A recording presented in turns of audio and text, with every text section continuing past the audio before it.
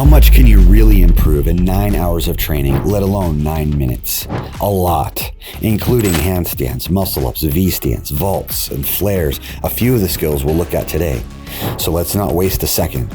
Now, culture is filled with catchphrases and catchy slogans that lead nowhere, and 99% of humans believe it and end up frustrated and becoming the naysayers. But to those that choose the narrow path, bodyweight strength and skill like you see here is just part of daily life.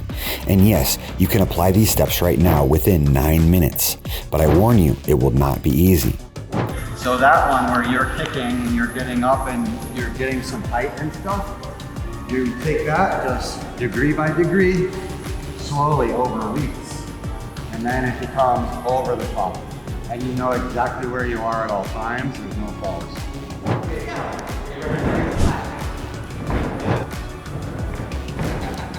A small handful of individuals came to train. It's funny because even though they've been training for at least 9 months, all the way up to 3 years, and they made tremendous progress along the way, they made even more in a much shorter period of time, just 9 hours. Were they wasting all that time before? Absolutely not. Were they doing it wrong? No, of course not. Here's how, and something you can incorporate today. The first idea is simple. It's not easy, but it is simple. There's a concept in strength training called steady state. This is where you train with a particular movement of strength or skill that is just at the edge of your comfort zone and ability. And you train with that for a period of 1 to 4 months. Everyone is unique, so these times may range depending on where you're at. So let's say it's one of the moves you're seeing right now. You might train that for your sets and reps over 1 to 4 months, incrementally increasing the number of sets and reps, but not changing the move.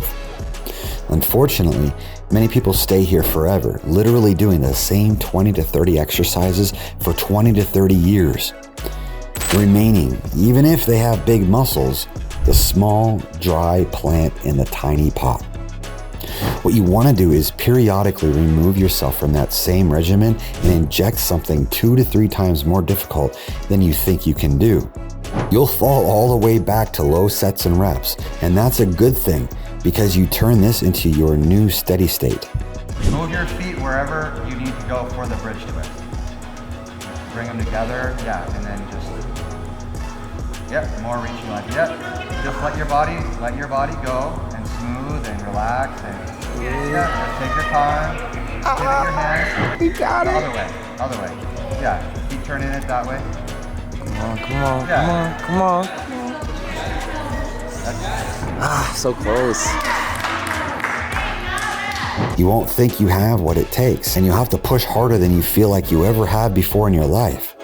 But that's like the plant breaking through the pot to get to fresh water. You've basically been preparing the soil for a few months. And I bet if you're watching this right now, you're still in steady state and have been there for a while, maybe even years.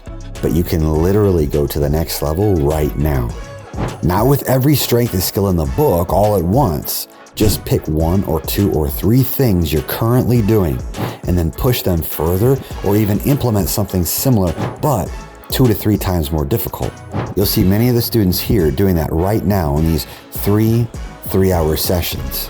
They don't train like this all the time. It was just an opportunity for all of them to break out of the steady state into a new level. For example, adding vaulting to your training. You can do that right now. If you've been jogging, doing squats or single leg squats, it's time for vaulting. A basic one is a speed safety where the foot touches the block. And no, you don't need vinyl blocks. This was just convenient for us. Get outside and go into nature. Break out of the pot and into fresh water.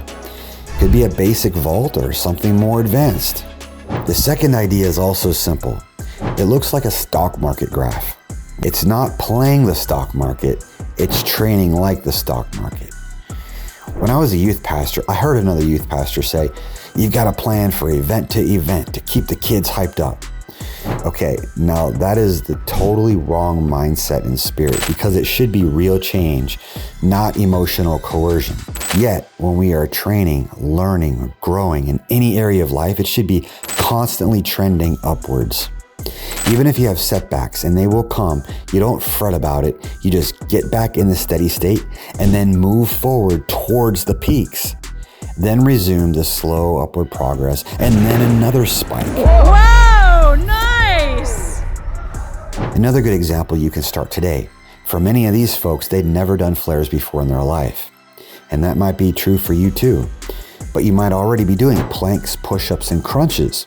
So we'll move from the steady state of basic planks, push-ups, and crunches to mana lifts for core, planche lifts for upper body, and then going around the bases of the flare, say for 30 rounds of practice. This actually is a high rep requirement to ever learn flares. We're talking about thousands of reps. Being in home base here, or our current position, and then stepping back like this, and then the difference between this hip angle and lifting through this, and you feel all of this, just all those little details of your shapes of your body and stuff like that. Whenever you come to the front and you're here, instead of letting the hips drop down, lifting up like this, and then all of a sudden you feel your tricep. Holy cow. So think about all those different pieces and all those different angles. You'll make progress, then you'll fall. You'll advance, regress, only to advance again. That's the stock market mentality for training. But we aren't printing fiat currency, we're actually accomplishing something of value for health and strength here. The third idea pulls it all together. Make a game out of it. Even the most intense sports, even combat sports, are at the end of the day still a game. And if that's too much of a reach, well, training for those combat sports, that's most certainly a game. Think of light sparring, or the use of obstacles, or whatever other number of training situations or games. Your training can be savage, brutal, intense, but still make it a game. If it's only torture, you won't learn, you won't grow, and you won't last.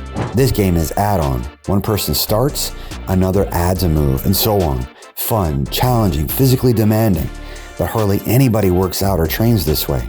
One more! The other side now. Ah! This is Pac-Rimian after hours. Oh, there we go. There it is. Let's go.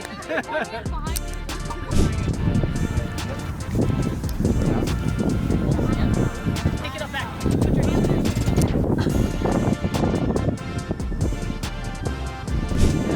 Man, I didn't know you had the ring. I didn't know you had that. That was my first time. Your training should be fun. It should also be intense, and it should have periods of steady state. But in order to thrive, you must burst through the pot to new open space. I suggest applying these ideas literally today, right now. Obviously, don't mistake videos for instruction and get hurt, stuck, or frustrated, but it'll only take 3 minutes to go a little more advanced on a skill like a vault. It'll only take 3 minutes to work on something more in depth like a flare. And it'll only take 3 minutes to try to connect a couple basic handstand positions. Time to break out of the pot and grow to new heights. There's Stalder. There you go. Good. That was good.